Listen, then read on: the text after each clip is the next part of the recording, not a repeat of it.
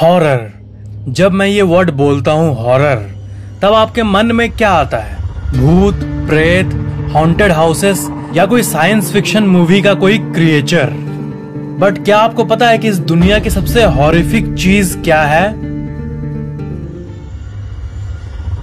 Movies देखते समय जो हॉरर वाला थ्रिल होता है वो मूवी देखने के बाद खत्म हो जाता है, क्योंकि हमें पता होता है कि it is just a movie. The Exorcist को देख लो। इस मूवी को देख के आपको ये लगेगा कि क्या भूतों का पोजीशन रियल में होता है, इंसान के अंदर कोई आत्मा घुस जाए, ऐसा हो सकता है?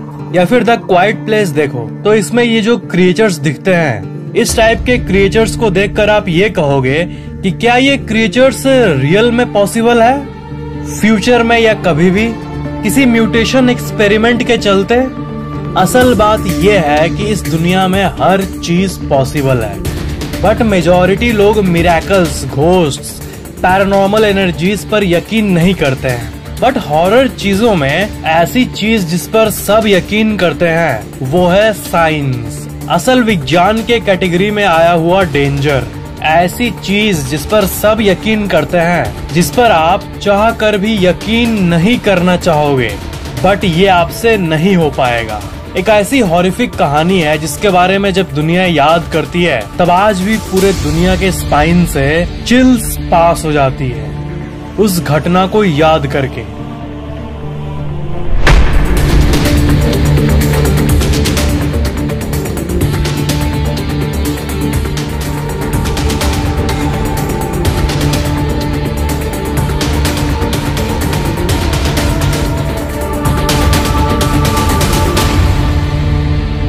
The Chernobyl incident. इस दुनिया का हर एक जीव, हर एक एलिमेंट, हर एक प्लैनेट, इंटायर मैटर एटम से बना है, परमाणु से। हर एक एटम में एनर्जी होता है। एक एटम बहुत ही ज्यादा छोटा होता है। आपका ये जो पूरा फिस्ट है, आपका ये हाथ, इसमें करीब इतने एटम्स है। इतने सारे एटम से मिलाकर आपका हैंड बना है और हर एक एक एटम में इनक्रेडिबल अमाउंट ऑफ एनर्जी होता है। और इसी एनर्जी को आइडेंटिफाई करके इंसान ने एटॉमिक एनर्जी को डिस्कवर किया और उसे यूज करना शुरू कर दिया, कुछ बुरे कामों के लिए और कुछ यूजफुल कामों के लिए। और यूजफुल के कैटेगरी में आता है न्यूक्लियर पावर प्लांट्स, जिसे एटॉमिक पावर प्लांट भी कहा जाता है। एक एटॉमिक पावर प्लांट में बहुत सारे रिएक्टर्स होते हैं और उस रिएक्टर के अंदर एटम की एनर्जी यानी एटॉमिक एनर्जी का यूज करके हीट पैदा किया जाता है उसके अंदर, और उसी हीट की मदद से एक बड़ा टरबाइन घूमता है और उसी से बिजली प्रोड्यूस होता है। इंडिया में करीब 22 ऑपरेटिंग न्यूक्लियर पावर रिएक्टर्स मौजूद हैं और पूरे दुनिया में 440 से भी ज्यादा न्यूक्लियर पावर रिएक्टर्स मौजूद हैं। सबसे ज्यादा रिएक्टर्स यूनाइटेड स्टेट्स में मौजूद हैं, 95, followed by France, 56 nuclear reactors. ये जो आप साइन देख रहे हो, ये दुनिया की सबसे खतरनाक साइंस में से एक है, जिसे कहते हैं रेडियो एक्टिव साइन। जहाँ भी न्यूक्लियर एनर्जी से रिलेटेड चीजें होती हैं, वहाँ पर एक ऐसा डेंजर मौजूद होता है जो कि इनविजिबल होता है, रेडिएशन। इसलिए हर एक न्यूक्लियर प्लांट में सेफ्टी सिस्टम्स होते हैं, वर्कर्स के लिए स्पेशल कपड़े होते हैं और सारे नेसेसरी प्रिकॉशंस मौजूद होते हैं न्यूक्लियर प्लांट्स के सिस्टम में। बट कभी कभी हादसे हो जाते हैं। 26 अप्रैल 1986, टाइम सुबह के 1:23, लोकेशन चेरनोबिल, यूक्रेन। जिस जगह पर यह डिजास्टर हुआ उसके सामने ही एक बड़ा शहर था, प्रिप्यत नाम का, और वो एक बहुत ही फेमस शहर था और लोग वहाँ खुशी खुशी रहते थे। करीब 50,000 लोग उस शहर में रहते थे। बट 26 अप्रैल 1986 के उस रात को सब कुछ बदल गया, सिर्फ चेरनोबिल के लिए ही नहीं बल्कि पूरी दुनिया के लिए। प्रिप्यत शहर के रहने वाले लोगों को अचानक से एक लाइट दिखी, एक बहुत ही ज्यादा चमकती हुई लाइट जो कि आसमान की ओर जा रही थी। लोगों को ये लगा कि ये नॉर्मल सा कोई फैक्ट्री में आग लगने वाला इंसिडेंट होगा और वो इलाके के सारे लोग उस इंसिडेंट को एक ब्रिज पर खड़े होकर देखने लगे। बच्चे, बूढ़े, जवान, सब कोई घर के बाहर निकलकर डिस्कस करने लगे कि आखिर हुआ क्या। इस बात से अनजान कि रेडियो एक्टिव कणें उनके स्किन को चीरते हुए उनके बॉडी सेल्स के अंदर कैंसर पैदा कर रही थी। वो ब्लास्ट इतना पावरफुल था कि वो कुछ ही सेकंड्स में चेरनोबिल और उसके आसपास के पूरे शहर में रेडियो एक्टिव डस्ट को फैला दिया। सिर्फ पास के शहरों और इलाकों में ही नहीं, बल्कि जहां पर प्लांट था उससे 30 किलोमीटर दूर तक ये dangerous invisible radio active particles फैल गए। और ये सब हुआ था एक गलती के चलते। कुछ देर पहले उसी रात को चेरनोबिल के साइंटिस्ट्स उस न्यूक्लियर पावर प्लांट के अंदर सेफ्टी टेस्ट कर रहे थे। इस घटना को आप गलती भी कह सकते हो या फिर लापरवाही भी, क्योंकि एनाटोली डियाटलोव, जो कि उस रात उस टेस्टिंग वर्क को सुपरवाइज कर रहे थे, वो कुछ इम्पोर्टेंट प्रोटोकॉल्स को फॉलो नहीं किए थे। न्यूक्लियर पावर प्लांट में कुछ भी करने के लिए एक हार्डकोर सेट ऑफ रूल्स होते हैं। उन्हीं रूल्स को उन्होंने नजरअंदाज कर दिया। फिर उस गलती के चलते अचानक से उस रिएक्टर का पावर बढ़ने लगा।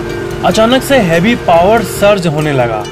न्यूक्लियर प्लांट्स के अंदर जो फ्यूल रॉड्स होते हैं, जो कि मेन प्रोसेस के दौरान बहुत गर्म हो जाते हैं, वो बहुत ही ज्यादा गर्म हो गए। इवेंचुअली साइंटिस्ट्स ने जल्दी से उसको पानी में डालकर ठंडा करना चाहा, बट वो फ्यूल रॉड्स इतने गर्म हो गए थे कि पूरा का पूरा पानी का टैंक 1 सेकंड में भाप बनकर उड़ गया और स्टीम और हीट का एक इमेंस बिल्डअप बना और फाइनली वो 4th न्यूक्लियर रिएक्टर एक्सप्लोड कर गया। और उस रिएक्टर के अंदर जो मेन पार्ट होता है, कोर, वो इतनी तेजी से ब्लास्ट हुआ कि वो एक्सप्लोड होने के बाद 8 टन रेडियो एक्टिव मटेरियल्स को हवा में रिलीज कर दिया। उस रेडियो एक्टिव क्लाउड की जो टॉक्सिसिटी थी, जो जहरीलापन था, वो जापान के हिरोशिमा इंसिडेंट से 400 गुना ज्यादा थी। चेरनोबिल का वो रेडियो एक्टिव डस्ट 30 किलोमीटर से भी ज्यादा दूर फैलने लगा। जैसे जैसे वक्त बढ़ा, वो इनफैक्ट दूसरे कॉन्टिनेंट में भी जा पहुंचा। यूके में, पोलैंड, बेलारूस, लिथुआनिया, हंगेरी, इन सारे कंट्रीज में कैंसर पैदा करने वाला रेडियो एक्टिव डस्ट फैल गया, सिर्फ इस एक न्यूक्लियर पावर प्लांट के फटने के चलते। चेरनोबिल के सबसे नियरेस्ट सिटी प्रिप्यत में, जैसा कि आपको अभी पता चला, 50,000 से भी ज्यादा लोग रहते थे। इस इंसिडेंट के बाद उन सब को शहर छोड़ना पड़ा और प्रिप्यत नामक ये शहर आज भी पूरा खाली है। क्या आपने कभी गूगल में किसी जगह का पॉपुलेशन सर्च किया है और आपको 0 देखने मिला है?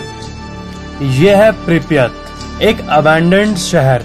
प्रिप्यत के शहर का अभी का आप पिक देखोगे तो आपको वहाँ पर मौजूद बहुत सारी चीजें देखने को मिलेंगी जो कि सालों से अनटच्ड है। ऐसा मानो कि जमा हुआ है, एक फ्रोजन जगह की तरह। उन फैमिलीज की यादों में जो कभी यहाँ हंसते खेलते रहती थी। एंड आज भी ये चीजें रेडियो एक्टिव है। वहाँ के एक हॉस्पिटल में बहुत सारे फायर फाइटर्स के कपड़े रखे हुए हैं जो कि अभी आज के दिन भी रेडियो एक्टिव है। मीन्स उसको अगर आप टच भी करोगे तो आपके शरीर के सेल्स डैमेज होना शुरू हो जाएंगे। ये वही फायर फाइटर्स के कपड़े हैं जो कि चेरनोबिल पावर प्लांट में गए थे वहाँ पर आग को बुझाने के लिए। एंड ऑफ कोर्स, जैसा कि आपने गेस किया होगा, उसमें से कई फायर फाइटर्स कैंसर और रेडिएशन सिकनेस से मारे गए। जब वहाँ ये घटना हुई, तब जब साइंटिस्ट्स मापने गए कि इस डिजास्टर के चलते कितना रेडिएशन फैला है एनवायरनमेंट में, तब रेडिएशन का जो मीटर था वो ही ऑफ स्केल हो गया। छोटे से रेडिएशन मीटर का जो हाईएस्ट लिमिट था वो शो होने लगा, क्योंकि उसके आगे तो वो सुई जा नहीं सकता, जबकि रियल लेवल्स उससे हजारों गुना ज्यादा था। कितनी अजीब चीज है ना रेडिएशन। मतलब न दिखती है न ही महसूस होती है, बट अंदर ही अंदर चीजों को मारने लगती है।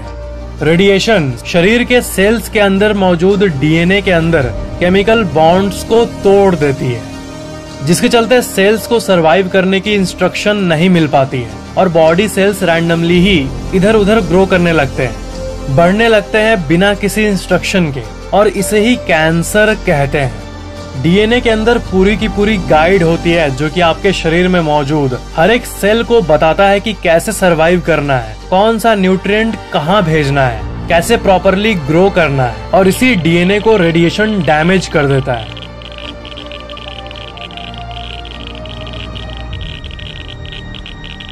और पेड़ों में भी ये लाइफ को लिटरली खत्म कर देता है।